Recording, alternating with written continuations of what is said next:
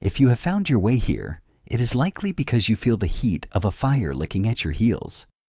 Perhaps you stand amidst the wreckage of a plan that failed, a relationship that fractured, or a version of yourself that no longer fits. In our modern world, we are taught to fear the fire. We are taught to fear the collapse. But in the depth psychology of Carl Jung, this collapse is not an end. It is a beginning. Jung called it the nigredo, the blackening. It is the necessary decomposition of the ego, the breaking down of who you thought you were, so that who you truly are can emerge. This is the law of the phoenix. To rise, one must first agree to burn. You are not here by accident. Your algorithm did not bring you here. Your intuition did. Your subconscious is knocking at the door and asking permission to shed the heavy armor you have carried for so long. Today, we consult the archetypes of the phoenix to understand your specific cycle of rebirth. This is not a mere personality test. It is a mirror for your soul. It is a way to view your pain, not as a flaw, but as a sacred origin story. Breathe with me now. Inhale deeply, expanding your chest like wings, and exhale, letting go of the day. Before you stand, four guardians of transformation. Do not overthink. Do not analyze. Let your eyes soften and see which one pulls at your heart. Option 1. The Crimson Phoenix. Born of blood and magma. It is fierce, intense, and surrounded by a heat that could either warm a village or burn down a forest. It looks tired but resilient. Option 2. The Azure Phoenix. Made of ice and starlight. It sits high upon a frozen peak, solitary and silent. Its feathers are sharp like glass, protecting a fragile, beating heart within. Option 3. The Midnight Phoenix. Wrapped in the velvet of the void. It is the color of the deep ocean and the night sky. It does not fear the dark. It merges with it. It holds the secrets of the ancestors. Option 4. The Golden Phoenix. Radiant, blinding, and regal. It wears a crown of sunlight. It looks perfect, untouched, and majestic, flying higher than all the rest. Take a moment. Which energy feels like home? Which feels like the part of you that yearns to be seen? Lock in your choice. Before we descend into the depths of your psyche, I invite you to make a small gesture of commitment to yourself. If you are ready to stop running from your own power, highlight this video to claim your space in this circle. And if you wish to walk this path of shadow work and healing with us, subscribe and turn on the bell. Let this be the first step of your return to self. Now, let us decipher the message your soul has written for you. If the Crimson Phoenix summoned you from the ashes, it is because you are the tectonic plate upon which everyone else builds their stability. You are the heartbeat of your ecosystem. You possess a spirit that is biologically incapable of ignoring a distress signal. You are the strong friend, the designated fixer, the one who carries the unspoken map of everyone's needs in your pocket. You anticipate disasters 3 steps before they happen and silently neutralize them so that no one else has to feel the impact. Your nervous system is wired for protection. You have constructed a beautiful roaring hearth where others come to warm their hands, to rest, and to heal. But in your devotion to keeping them warm, you have forgotten a dangerous truth. You are the wood. You are the fuel keeping this fire alive. And right now, you're burning your own marrow to keep the lights on for everyone else. Let us speak gently about the shadow you try to hide. Your anger. You likely judge yourself for your sudden flashes of impatience, for that boiling visceral resentment when someone asks you for just one small favor. You snap, and then you punish yourself with guilt, thinking this makes you a bad person. It does not. Your anger is not a character flaw. It is a biological boundary screaming for existence because you refuse to speak it aloud. Your resentment is actually a form of grief. It is the heartbreak of a person who consistently pays in gold and receives copper in return. It is the loneliness of the giver who secretly wonders who would save them if they were the one drowning. You carry the weight of the world because, somewhere in your ancient history, you internalized a brutal equation. Usefulness equals worthiness. You learned that love was not a birthright, but a wage earned through labor, endurance, and self-sacrifice. You romanticize endurance. You tell yourself, I can handle it. I don't need help. I'll do it myself. But this independence is not arrogance. It is a survival strategy. You built a fortress of competence so high and so thick that no one would ever see the trembling child inside who is terrified of being helpless. You are terrified that if you stop moving, if you stop providing, if you stop being the strong one, you will simply cease to matter. You chose the Crimson Phoenix because you are currently in a state of incineration. You are not just tired, you are soul-weary. You are suffering from compassion fatigue. There is a heat in your chest that feels like a desire to run away to a cabin where no one knows your name, or to scream until your throat is raw. Your subconscious selected this image because it is begging you to acknowledge the fire before it consumes you entirely. You are craving a rebirth that doesn't require you to work for it. Your path to individuation this year requires a radical, terrifying act: the laying down of arms. The lesson of the Phoenix is not to fight the fire, but to surrender to it. You must learn that your worth is not a fluctuating stock market based on your productivity. The healing you need is to let others fail. This feels counterintuitive, perhaps even cruel to you. But when you constantly save others, you rob them of their own journey, and you rob yourself of your peace. I do not need to set myself on fire to keep others warm. My existence is enough. Rest, dear warrior. Unlace your boots. The war is over.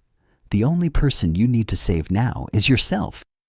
If the Azure Phoenix called to you, yours is a soul of immense depth and crystalline clarity. You are the observer on the mountain. To the outside world, you might appear aloof, distant, perhaps even a little cold or hard to reach. They might call you introverted or detached. But you and I know the truth. You are not cold. You are preserving your heat. You are not empty. You are overflowing. You are likely what Jung would call a highly sensitive person. Your internal world is so vivid, so loud, and so rich that the external world often feels like a violent assault on your senses. You feel the shifts in a room's energy before a word is spoken. You absorb the unspoken sadness of a stranger on the bus. Because you feel so much, you learned early on that you needed a shield. The ice that surrounds you is not a weapon. It is a boundary. It is a sanctuary. You might feel a lingering sense of loneliness, a feeling that you are watching life through a pane of glass. You see others laughing easily, engaging in small talk, and you wonder why you feel like an alien species. You might criticize yourself for not being friendlier or more open. But let us reframe this. Your solitude is not a defect. It is a sacred curation. You do not hate people. You revere connection so much that you refuse to engage in connections that are shallow. You are allergic to the fake. You would rather starve alone than eat poison with the crowd. Your distance is actually a form of deep self-respect. You are protecting the purity of your energy. You chose the Azure Phoenix because you are currently seeking purification. You may feel contaminated by the noise, the demands, and the emotional chaos of the people around you. Your soul is asking for silence. You are craving a space where you don't have to perform, where you don't have to manage anyone else's emotions. You picked the ice because you want to freeze time and just be. Your path to individuation involves a delicate thaw. Safe vulnerability. The danger of the ice fortress is that while it keeps the enemies out, it also keeps the sunlight out. You have proven you can survive alone. You have mastered independence. But the soul grows through friction with others. You do not need to lower the drawbridge for everyone, but find one safe harbor. Find one person, one community, or one outlet where you can melt just a little. Share a piece of art you made. Speak a truth you've been holding back. Cry in front of someone safe. And my sensitivity is my superpower, not my weakness. It is safe for me to melt. The world needs your wisdom, but they can only receive it if you step down from the mountain. Greetings to the mystics, the black sheep, and the old souls. If you chose the Midnight Phoenix, you are a person who walks comfortably in the shadows that terrify others. You are the embodiment of the Jungian concept of the shadow worker. You have likely experienced significant trauma, loss, or upheaval in your life, perhaps from a very young age. You have seen the underbelly of human nature. You know that monsters are real, but you also know that you can tame them. People often find you intense. You act as a mirror to them, reflecting back the truths they try to hide. This often makes you misunderstood, or makes you the scapegoat in family dynamics. You carry a sadness that feels ancient. It isn't a depression that paralyzes you. It is a melancholia that adds depth to your character. You might struggle with feeling like you don't belong on this earth, feeling a constant, profound homesickness for a place you can't remember. But listen closely. Your wounds are your credentials. The pain you have endured was the crushing of the grapes to make the wine. You have a capacity for empathy that is boundless because you know what it feels like to be broken. You often hide your darker thoughts, your fascination with the mysteries, or your spiritual side because you fear being labeled too much or weird.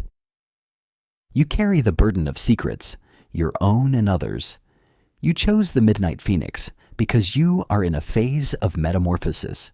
You are currently in the chrysalis. Everything is dark, mushy, and uncertain. You might feel like you are losing your mind, or that your old life is dissolving into nothingness. This is the void. It is not empty space. It is the womb of creation. You chose this because your intuition knows that the light is born from the dark. You are ready to stop running from your ghosts and invite them to tea. Your path to individuation is integration. Stop trying to fix yourself. You are not broken. You are a mosaic.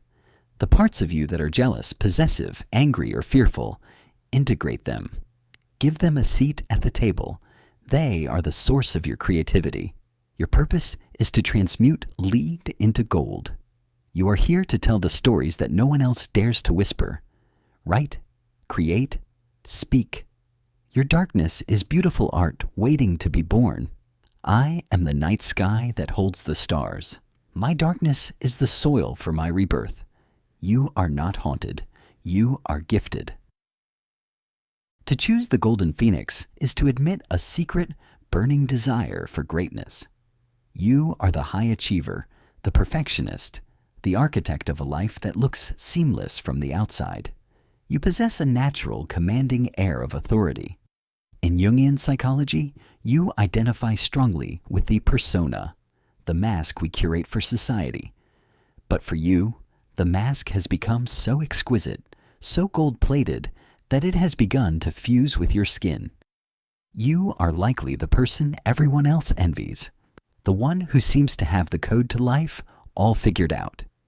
You are driven, ambitious, and deeply secretly terrified of mediocrity. But oh, how heavy that crown has become. Your pain is the specific paralyzing terror of being human. You live with a constant humming background anxiety, the fear of the glitch. You worry that if you make one mistake, if you have one public failure, if you are late just once, or if you simply have a bad day, your entire value system will dissolve into dust. This is not vanity. It is a wound. You likely grew up in an environment where love was a transaction, not a gift. You were praised for your grades, your trophies, your beauty, or your obedience, never simply for your soul. You learned a brutal lesson early on. Love is conditional. You learned that good is not enough. Only perfect keeps you safe. So, you learned to perform. You became an expert at maintaining the illusion of effortlessness, making the impossible look easy, all while hiding the sweat and the panic. This leads to a profound loneliness at the top of the mountain. You feel you cannot show your messiness to anyone, lest they lose respect for you. You are starving for connection, but you are fed only admiration. You chose the golden phoenix today because you are finally craving authenticity. The gold paint is starting to crack, and it hurts. You are tired of the hustle. You are tired of managing the brand of you. You chose this because, deeper down, you want to ask the universe a terrifying question. Am I lovable without the achievements? Am I worthy just for existing, not for producing? Your path to individuation is a spiritual movement called the fall. This sounds negative to the ego, but it is salvation for the soul. You must allow yourself to fall from the pedestal you placed yourself on. You must give yourself permission to be messy, to be late, to be average, to be wrong. True freedom is found in the imperfection. Consider the Japanese art of kintsugi, where broken pottery is repaired with gold lacquer. The break is not hidden, it is highlighted. Your cracks are not defects, they are where the light enters. Reclaim the joy of being a beginner. Do something you are bad at, just for the sheer fun of it. I am worthy simply because I breathe. I release the need to be perfect, to be loved. Take off the crown, Your Majesty. It has left a bruise on your brow. The ground is soft, and it is finally safe to rest your head here. Crimson, azure, midnight, or gold. While these paths may seem distinct, they all converge at a single sacred destination: wholeness. We are not here to be perfect. We are here to be complete. Carl Jung taught us that the greatest privilege of a lifetime is to become who you truly are. This is the work of individuation, the courageous act of peeling back the layers of who your parents wanted you to be, who society demanded you to be, and who you pretended to be for survival, to finally reveal the unrepeatable spark of consciousness that is you. Do not fear the fire you are standing in. The phoenix does not mourn its own ashes because it possesses the ancient wisdom that ash is not waste. It is fertilizer. It is the nutrient-dense soil required for new wings to grow. Whatever exhaustion, loneliness, or confusion you are carrying right now, try to honor it. Do not rush to fix it. This discomfort is simply the friction of transformation. You are not dying. You are molting. You are shedding a skin that no longer fits the size of your spirit. Take this insight into your week. Be gentle with yourself. Healing is not a straight line. It is a spiral. You may circle the same lessons, but every time you pass them, you are higher, wiser, and stronger. If this message found a home in your heart, please leave a comment below with the emoji of your phoenix. Let this comment be a declaration that you are present for your own life. I read every story, and I witness every journey. Share this sanctuary with a friend who is walking through their own silent fire. Remember, the night is always darkest just before the dawn breaks. Until we meet again, fly high.